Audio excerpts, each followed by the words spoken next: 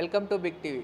ఈ రోజు అయితే పాడుతా తీయగా సింగర్ ప్రవస్తి అయితే ఒక వీడియోనైతే తన ఇన్స్టాగ్రామ్ అకౌంట్లో రిలీజ్ చేసింది. తనైతే పాడుతా తీయ ప్రోగ్రాంలోనైతే బాడీ షేమింగ్కి వివక్షతకు గురైనట్టుగా మాట్లాడుతుంది. అయితే దీనిపై మాట్లాడడానికి మనతో పాటుగా సీనియర్ జర్నలిస్టు వడ్లమనేని దుర్గా గారు ఉన్నారు. వారితో అయితే అడిగి తెలుసుకుందాం. ఇలా ఉంటుందా మేడం, అంటే షోలల్లో ఇలా బాడీ షేమింగ్ కానీ జడ్జెస్ ఇలా మాట్లాడడం అట్లాంటివి జరుగుతుంటుందా? ఈమె జస్ట్ ఆరోపణలు చేస్తుందంటారా? ఇప్పుడు అమ్మాయి ఆరోపణలు చేస్తున్నారా ఏం చేస్తున్నారో అనేది తర్వాత అండి. ఒక చిన్న పిల్ల అన్ని పెద్ద మాటలు మాట్లాడడం అయితే వినటానికి బాగలేదు, నిజంగా చెప్తున్నా.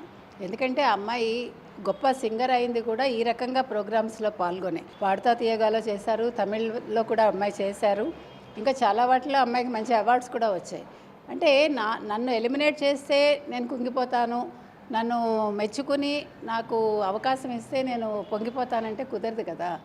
ఇండస్ట్రీలో ఎన్నైనా జరుగుతాయి. ముఖ్యంగా ఇలాంటి కాంపిటీషన్స్లో ఎలా ఉంటుందంటే మనకి మనం చాలా బాగా చేస్తామని అనుకుంటాం, ఎవరం కూడా నేను బాగా చేయలేదని ఎవరు ఒప్పుకోరు. కాకపోతే ఏంటంటే జడ్జెస్ అక్కడ కూర్చున్నప్పుడు వాళ్ళకి జడ్జిమెంట్ అనేది చాలా కష్టం అవుతుందండి. ఇవాళ అమ్మాయి నేను ఇండస్ట్రీని వదిలేదలుచుకున్నాను, అందుకని నేను కీరవాణి గారిని అన్నాను, లేకపోతే సునీత గారిని అంటాను, చంద్రబోస్ గారిని అంటాను అంటే అది వినటానికి కూడా బాగోలేదు. ఎందుకంటే వాళ్ళు ఇవాళ ఈ ఒక్క షోతోటే వాళ్ళు జడ్జిమెంట్ చేయట్లేదు కదా. వాళ్ళు గతంలో చాలా చేశారు. ఎస్పీబీ గారితో చేశాను నేను. ఎస్పీబీ గారు నన్ను చాలా మెచ్చుకునేవాళ్ళు. మెచ్చుకుంటారండి, బాగుంటే మెచ్చుకుంటారు, బాగోలేకపోతే చిన్నపిల్లలుగా ఉన్నప్పుడు వాళ్ళని ఏమీ అనరు. ఇప్పుడు అమ్మాయి కొంచెం మెచ్యూరిటీ వచ్చింది కదా అమ్మాయికి. సునీత గారు ఫేస్ ఇలా పెట్టారు అలా పెట్టారు, నన్ను ఫస్ట్ నుంచి ఒకళ్ళ పురుగులా చూశారు అని ఆవిడ అంటున్నారు. I don't think so. మీరు ఇప్పుడు పాడుతా తీయగా 1996 అనుకుంటా స్టార్ట్ అయింది. అప్పటి నుంచి నేను కూడా అన్నీ చూస్తూ వస్తున్నాను, అన్ని షోస్ ఆల్మోస్ట్ చూశాను నేను. ఎక్కడ వివక్ష అనేది అయితే నాకు కనిపించలేదండి. ఇవాళ నా మీద దాడి జరగచ్చు, నా కుటుంబం మీద జరగచ్చు, లేకపోతే మేము ఏమైనా చేసుకుంటే కారణం ఎవరు కీరవాణి గారు, చంద్రబోస్ గారు, సునీత గారు, జ్ఞాపిక ప్రొడక్షన్స్, తర్వాత జ్ఞాపిక ప్రొడక్షన్స్కి సంబంధించిన మేనేజర్ అనిల ఎవరో అమ్మాయి చెప్తున్నారు. అయితే ఇప్పుడు ఈ ప్రొడక్షన్ మారడం వల్లనే ఇదంతా జరుగుతుంది అంటే, ప్రొడక్షన్ మారినాక మమ్మల్ని ఇలా చేయడం అలా చేయడం, అంటే చీరను కిందికి కట్టుకొని ఇట్లా అభినయం చేస్తూ మేము ఇట్లా మీరు పాడాలి అని చెప్తున్నారు, అంటే ఎక్స్పోజ్ చేస్తూ పాటలు పాడాలని అన్నారు. ఏమండి ఇప్పుడు అసలు సోషల్ మీడియా వచ్చాక మీకు ఛానల్స్ ఎన్ని కొత్త పుంతలు తొక్కుతున్నాయి. ఎవరైనా పూర్వంలాగా కూర్చుని ఇప్పుడు ఈవెన్ ఆడియన్స్ కూడా డ్యాన్స్ చేస్తున్నారా లేదా? మీరు ఒక మాట చెప్పండి. ఒక హుషారైన సాంగ్ వచ్చినప్పుడు ఆడియన్స్ కదలకుండా కూర్చుంటున్నారా? కూర్చోట్లేదు కదా. ఇప్పుడు మారింది. ఇప్పుడు మీకు ప్రేక్షకులు చూడాలి, మీకు వ్యూస్ రావాలి, లేదు మీకు ఎక్కువ లైక్స్ రావాలి అంటే మారుతుందండి. ఇవాళ కొత్తగా నన్ను డ్యాన్స్ చేయమన్నారు అంటే మానేయాల్సింది. ఇప్పుడు ఇండస్ట్రీ నుంచి నేను వెళ్ళిపోతున్నాను అని ఆవిడ అన్నారు కదా అమ్మాయి ప్రవస్తి, మరి ఆ పని ఆ రోజే చేయాల్సింది. నన్ను డ్యాన్స్ చేయమన్నారు, నేను చెయ్యను, నాకు ఇష్టం లేదు, నేను ఎలిమినేట్ అయిపోతున్నానని తను సెల్ఫ్ ఎలిమినేషన్ చేసుకోవాల్సింది ఆ రోజు. అవునా కదా?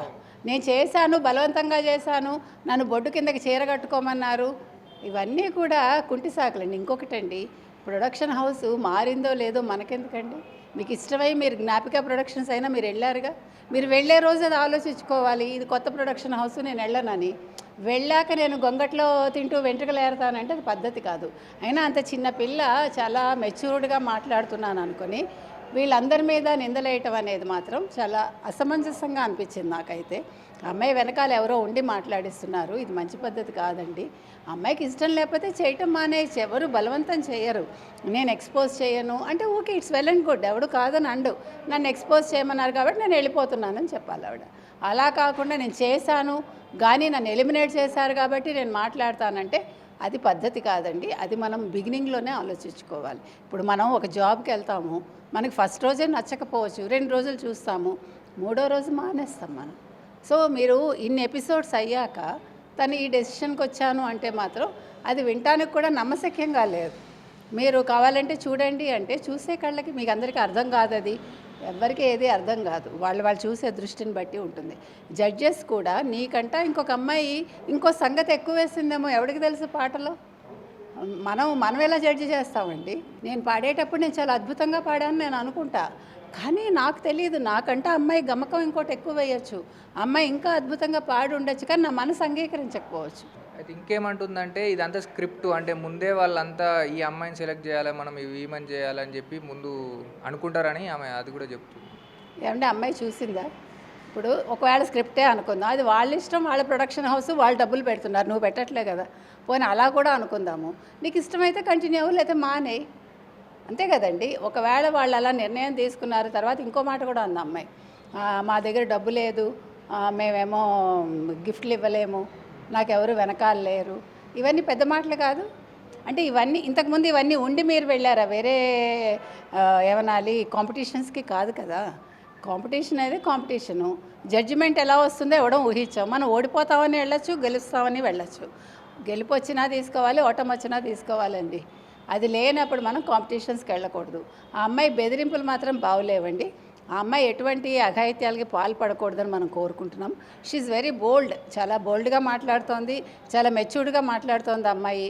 అలాంటి అమ్మాయి అలాంటి పనులు చేసిందని మనం అనుకోము. కాబట్టి అలాంటివి ఏమీ చేసుకోకూడదు. ఇవన్నీ సహజం. జీవితంలో ఎదిగే క్రమంలో మనం ఎన్నో చూస్తాం. ఏమంటే ఇప్పుడు హీరోయిన్స్ అయిన వాళ్ళు, హీరోలు అయిన వాళ్ళు ఇంతకంట పడ్డవాళ్ళు ఉన్నారండి. సింగర్స్ అయిన వాళ్ళు కూడా ఎన్నో పడ్డారు. ఘంటసాల గారు పడలా, మన ఎస్పీబీ గారు పడలా, సుశీల్ గారు ఎన్ని కష్టాలు పడి ఉంటారు. వీళ్ళందరూ పడ్డాకే వచ్చారు. ఇంతకంట చూసుంటారు. ఆ రోజుల్లో ఇంకా ఎక్కువ ఉంటుంది, మీకు తెలుసా. కాబట్టి ఏదో ఒక చిన్న ఇష్యూ జరిగింది కాబట్టి నన్ను ఎలిమినేట్ చేసేసారు కాబట్టి నేను మాట్లాడతానడం మాత్రం సమంజసం కాదండి నా ఉద్దేశంలో. ఆ అమ్మాయికి ఇంకా లైఫ్ ఉంది, ఫ్యూచర్ ఉంది. కాబట్టి ఆలోచించుకుని మాట్లాడితే బాగుంటుందని మనం చెప్తున్నాం. అయితే ఇంతకు ముందు కూడా ఒకసారి కీరవాణి వారి మీదనైతే ఈ చిన్మయి గురించి ఇట్లనే మాట్లాడిందని మనకు అనవసరం అండి. ఇప్పుడు చిన్మయ్య గారు మాట్లాడారు, చాలామంది కాస్టింగ్ కోచ్ గురించి మాట్లాడుతున్నారు. ఇలాంటి కాస్టింగ్ కోచ్ గురించి మాట్లాడే శ్రీరెడ్డి తన శరీర భాగాలు చూపించాల్సి వచ్చింది. అవన్నీ కూడా అనవసరం అంటాను నేను. కాస్టింగ్ కోచ్ గురించి మాట్లాడండి, లేదంటే మీరు ఇండస్ట్రీలో ఉండకండి. మీకు అది కష్టం అనిపిస్తే తప్పదు. ఇప్పుడు కొన్ని జరుగుతాయి, జరిగిన దాన్ని మనం పోరాడడానికి సిద్ధపడాలి. అంతేగాని ఆ పోరాడే క్రమంలో మనం నిందలు వేయడం మాత్రం సమంజసం కాదని నా ఉద్దేశం. Thank you. విన్నారు కదా, అంటే ఇది ఒక రకమైన నిందలు, అంటే ఎలిమినేట్ చేయడం వల్లనే ఇలాంటి నిందనలు, ఆరోపణలు చేస్తున్నారని అయితే వీరు చెప్తున్నారు. Thank you.